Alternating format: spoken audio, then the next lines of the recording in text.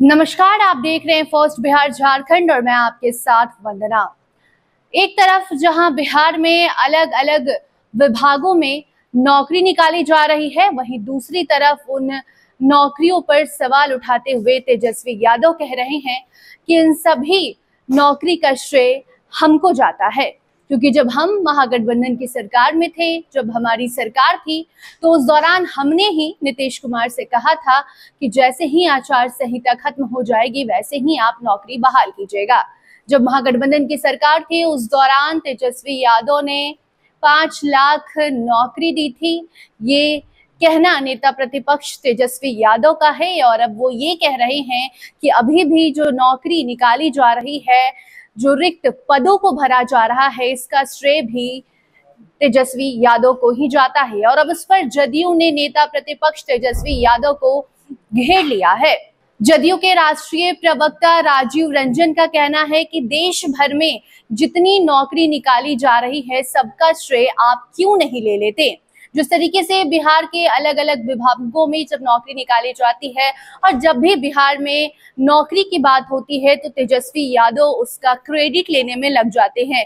ऐसे में सिर्फ बिहार ही क्यों, देश भर की नौकरी पर आप नजर भिड़ाए बैठाए रखिए और जब भी देश में कहीं नौकरी की जो खबर है वो आती है, जब भी भर्ती निकाली जाती है, उसका श्रेय तेजस्वी यादव आप क्यों नहीं ले लेते हैं। ये कहना है जदयू के राष्ट्रीय प्रवक्ता राजीव रंजन का। और ये बयान इसलिए क्योंकि अब तेजस्वी यादव ने ट्वीट किया और उसके बाद जिस तरीके से बिहार में आदर्श आचार संहिता खत्म होते ही, चुनाव खत्म होते ही अलग अलग विभागों में नौकरी निकाली जा रही है।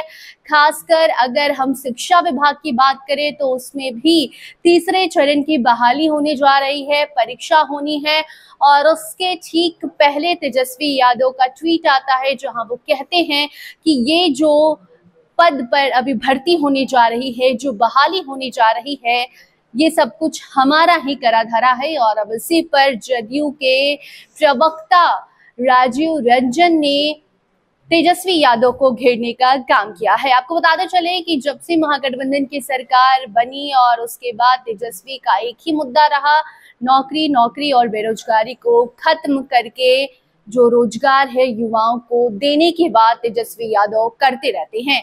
महागठबंधन की सरकार टूट जाती है, एनडीए की सरकार बिहार में बनती है, उसके बाद चुनाव होता है।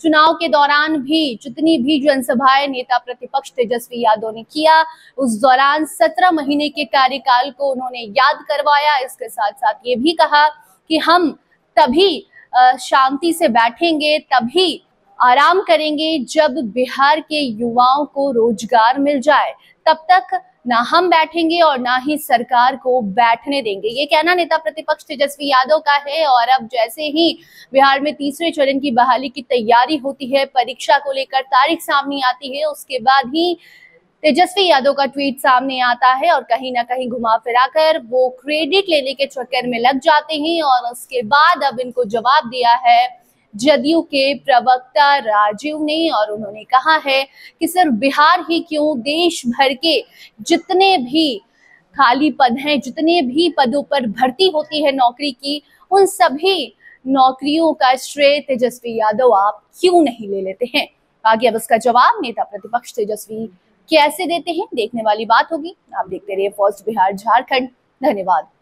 पैनोरमा ग्रुप, जो सोचता है वो करता है, आपके अपने सपनों का आशियाना। ये लो, मुंह मीठा करो।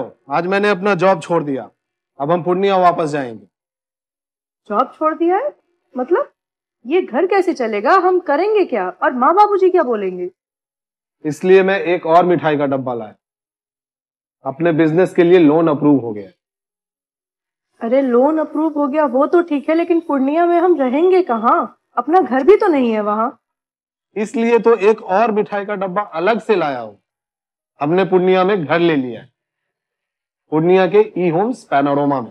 पूर्णिया में पैनोरमा ग्रुप लेकर आए हैं ई होम्स पैनोरमा।